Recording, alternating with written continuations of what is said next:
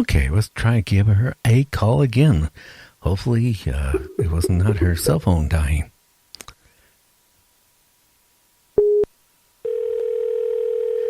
But what can I say? It's Friday night. Hello, Liz. Yes, I can hear you. Okay. I don't know if it's my Skype it died or is your battery going dead on your phone? My battery's good. I made sure it was before I ever took the call tonight. Well, maybe it's our topics, okay, that we're talking about. Could be.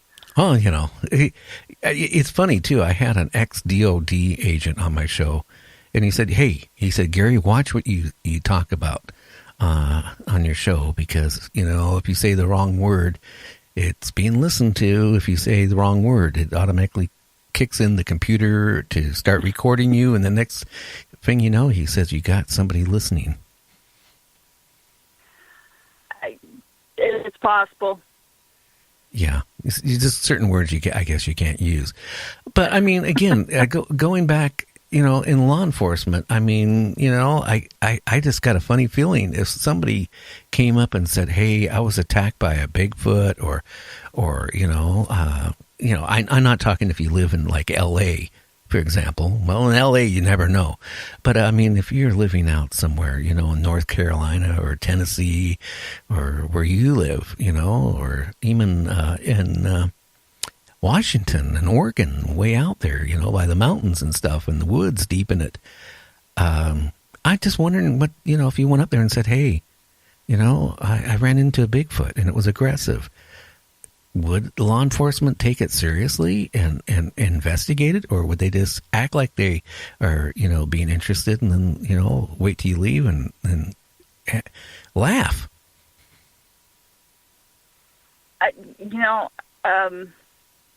We would probably laugh at first, if nothing else, just to calm our own nerves, because, you know, certain situations you make the bad jokes and you try to laugh to get through them, but it would be investigated.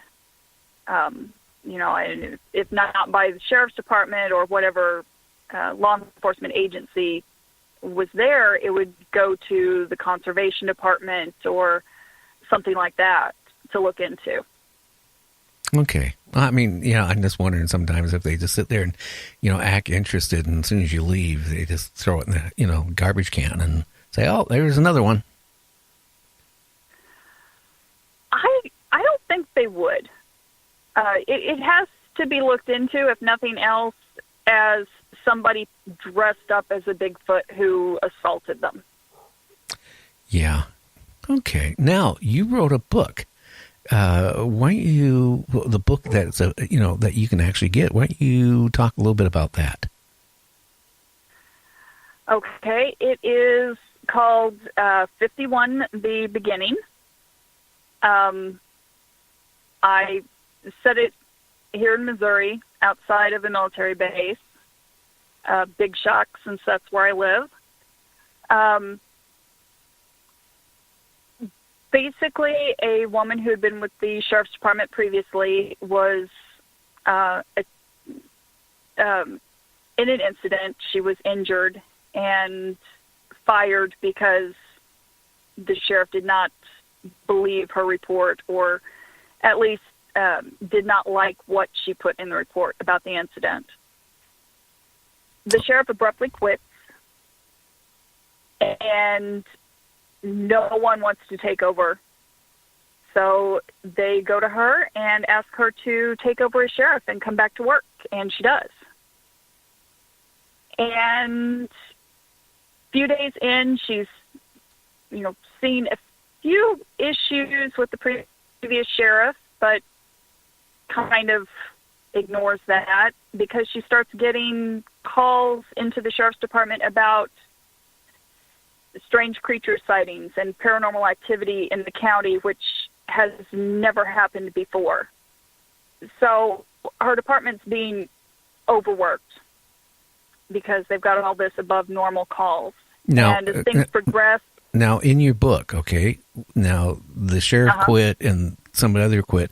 Was there still deputies left, or did everybody quit other than just her?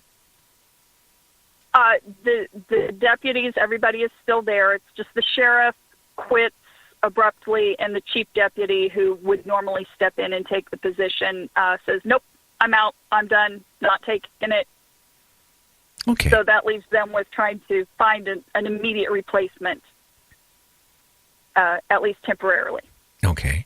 So as all this continues, the sheriff's husband, who works on the base, starts to give little hints about something maybe not quite being the way things appear. And it comes down to something happened on the base. And because he's in charge of it, but everything's confidential and top secret and classified, he's never told her exactly what he did.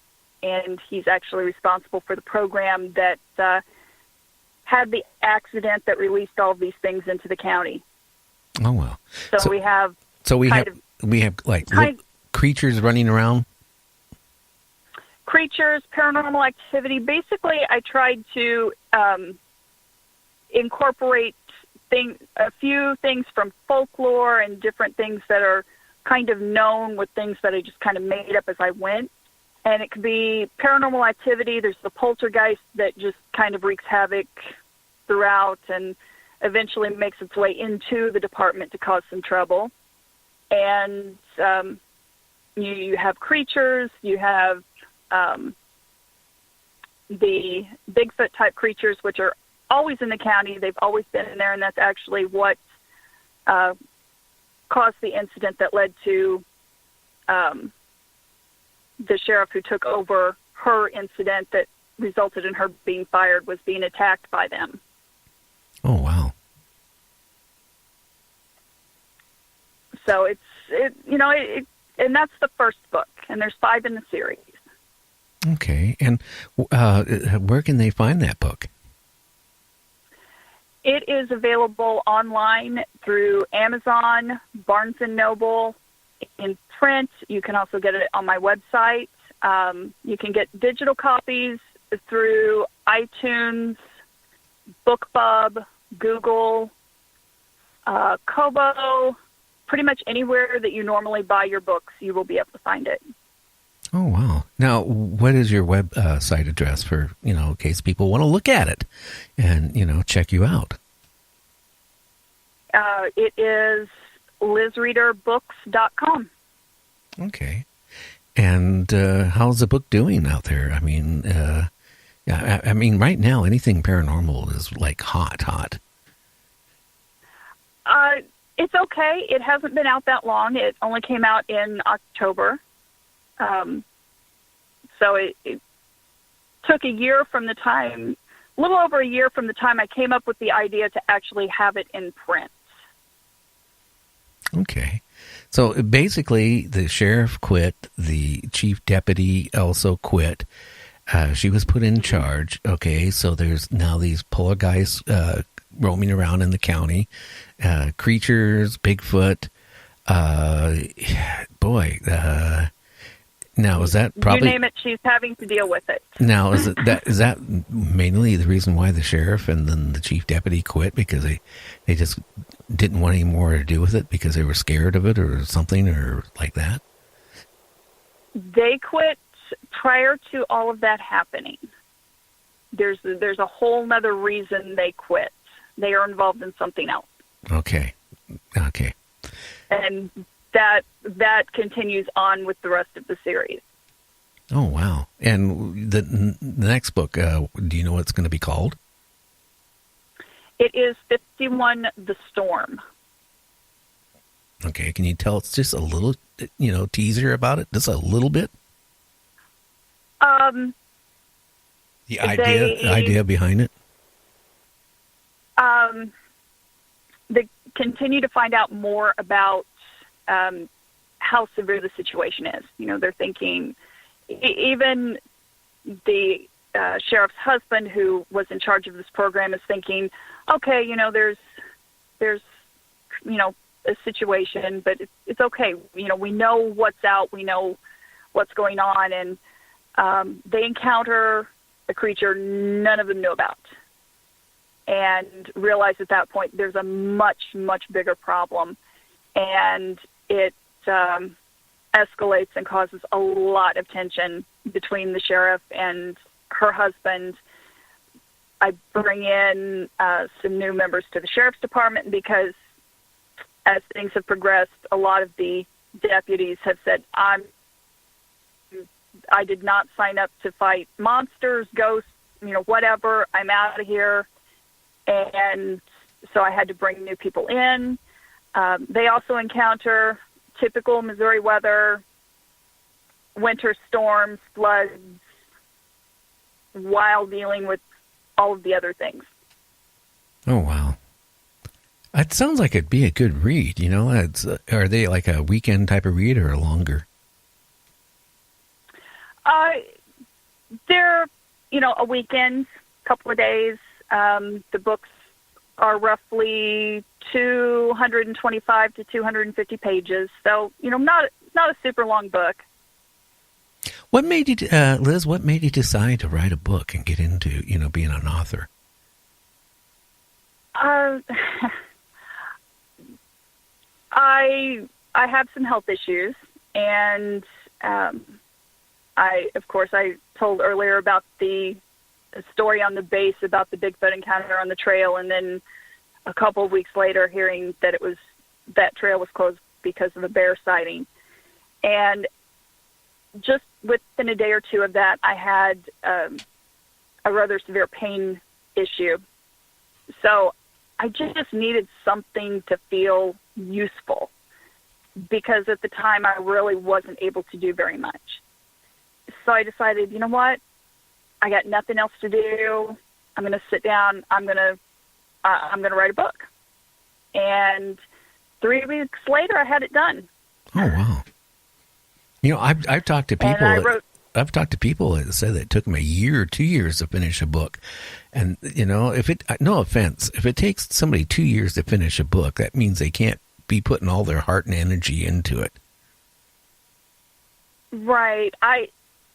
I have to do it while it's in my head. And I finished the entire series in 11 months, a 5-book series in 11 months. Oh, wow. And that was taking time off in between books and different things to do. It was over holidays and Christmas and things like that. So, yeah.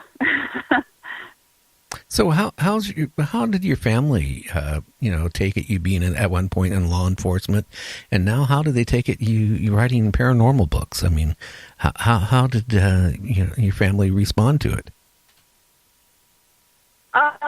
Well, I started out as an EMT and actually had my state license before I had my high school diploma. So they were kind of used to me being in that emergency service situation. Not real thrilled about me going into law enforcement. And I said, you know what? I get shot at anyway. At least this way I have a vest and I can defend myself. And they kind of, in a way, laughed at that because they're like, well, yeah, you kind of have a point. So as that continued, they still weren't real thrilled by the fact that that's what I was doing, but they knew I liked it. They knew I was good at it. So they supported it. Well, that's good.